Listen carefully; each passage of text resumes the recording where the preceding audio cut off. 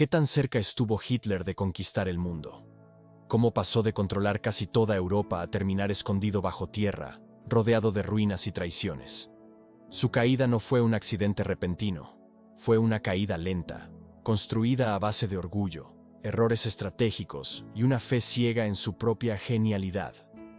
En este video vamos a recorrer ese descenso, cómo el hombre que se veía a sí mismo como dueño del destino del mundo terminó derrotado por la realidad. Antes de empezar, te invito a suscribirte al canal Hablando Historia y a dejar en los comentarios qué otro personaje o conflicto te gustaría que analizáramos. Ahora sí, vamos al comienzo del fin.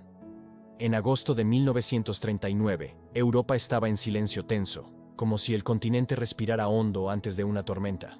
Entonces, ocurrió lo impensable. Alemania nazi y la Unión Soviética firmaron un pacto de no agresión, el pacto Ribbentrop-Molotov.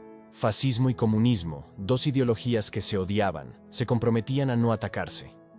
Sobre la mesa parecía un acuerdo neutral, pero en secreto había algo mucho más oscuro. Ambos se repartían Europa del Este como si fuera un mapa vacío. Polonia, los países bálticos, Finlandia, todo dividido en zonas de influencia. Hitler no buscaba paz, buscaba tiempo. Sabía que algún día atacaría a la URSS, pero antes quería aplastar a Polonia y a Europa Occidental. El 1 de septiembre de 1939, Alemania invadió Polonia. Días después, Gran Bretaña y Francia declararon la guerra.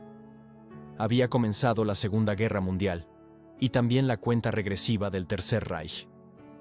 En los primeros años, el avance alemán fue devastador. La Blitzkrieg, la guerra relámpago, combinó tanques rápidos, aviación y tropas motorizadas para destruir a sus enemigos antes de que pudieran reaccionar. Polonia cayó, luego Noruega y Dinamarca, y en mayo de 1940 llegó el golpe final sobre Holanda, Bélgica y Francia. El ejército francés, que se creía invencible, se derrumbó en semanas. El 14 de junio, París fue ocupada. Hitler posó frente a la Torre Eiffel como un emperador moderno. Parecía que nada podía detenerlo, pero una isla se negó a rendirse: el Reino Unido.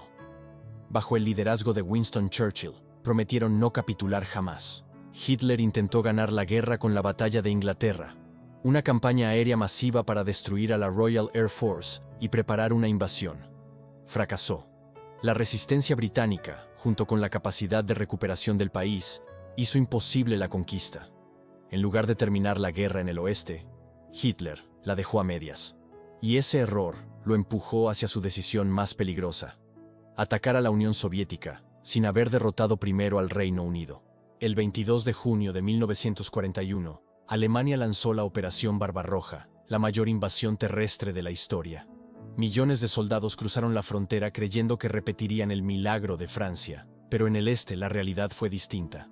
Al principio, la Blitzkrieg destrozó al Ejército Rojo. Cientos de miles de soviéticos fueron capturados. Ciudades como Kiev y Smolensk cayeron una tras otra. Sin embargo, cada kilómetro avanzado alargaba las líneas de suministro alemanas y consumía recursos que el Reich no podía reemplazar. Los soviéticos quemaban campos, destruían infraestructuras y se retiraban hacia el interior. El otoño trajo el barro y el caos.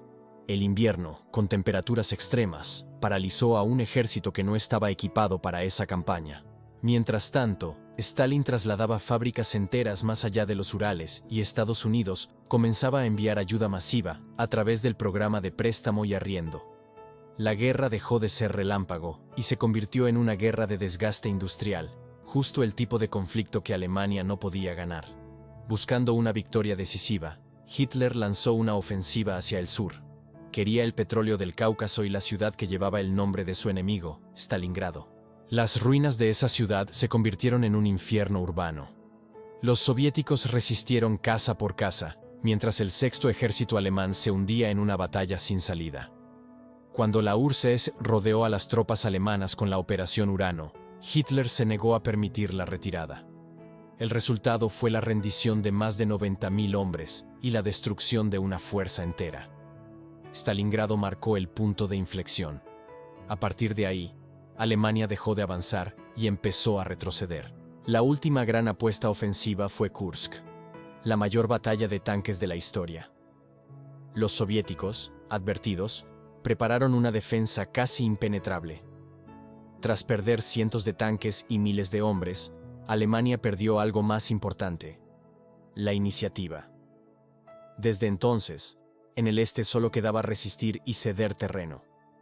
Mientras el frente oriental consumía hombres y recursos, en otros escenarios el eje se derrumbaba. En el norte de África, las fuerzas alemanas e italianas fueron derrotadas.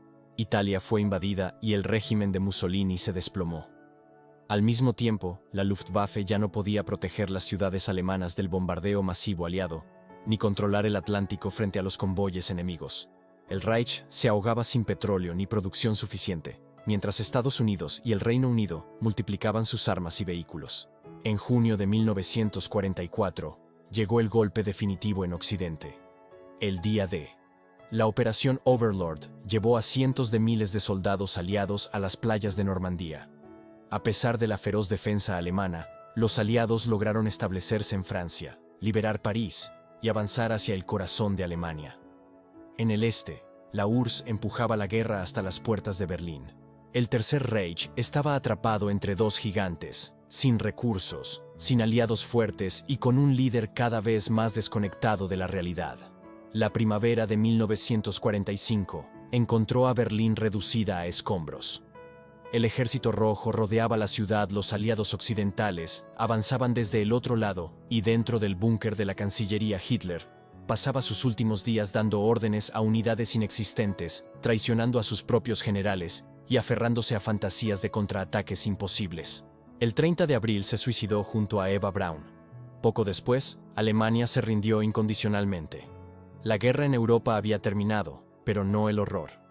Los aliados descubrieron los campos de concentración y el alcance del Holocausto, los asesinatos masivos y la maquinaria de exterminio que el régimen había construido.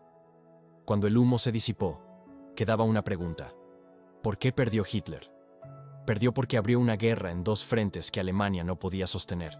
Perdió porque subestimó la capacidad de resistencia soviética, británica y aliada. Perdió porque su economía no podía competir con la suma de Estados Unidos, el Reino Unido y la URSS. Y sobre todo, perdió porque gobernó con miedo y fanatismo, no con razón. Despreció a sus propios expertos, convirtió su ideología en una religión y creyó que su voluntad podía vencer a la realidad. Prometió un imperio de 1000 años y no llegó ni a 12. Lo que dejó fue un continente devastado, millones de muertos y una lección dolorosa pero necesaria. Ningún régimen basado en el odio puede durar para siempre. Podrá avanzar un tiempo, podrá sembrar terror, pero tarde o temprano termina destruyéndose a sí mismo. Si te gustó este resumen de la caída de Hitler y del Tercer Reich, suscríbete a Hablando Historia. Deja tu like y cuéntame en los comentarios qué otro personaje, guerra o dictadura te gustaría que analicemos en un próximo video. Nos vemos en el siguiente.